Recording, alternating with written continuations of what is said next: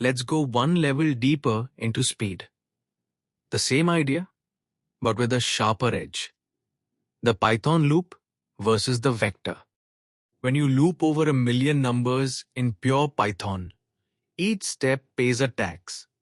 Type checks, object boxing, interpreter overhead. A million tiny tolls all adding up. But NumPy and Pandas offer a completely different path. Hand the whole array to a single, pre-compiled operation.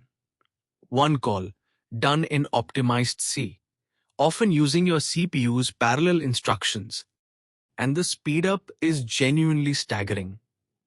Often 50 to 100 times faster.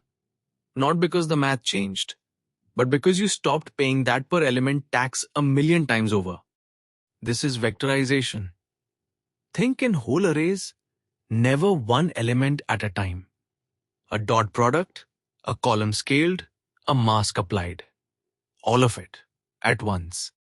Now the complexity class is exactly the same. But the constant factor, the hidden multiplier that big O quietly ignores, completely collapses. And on real data, those constants are everything.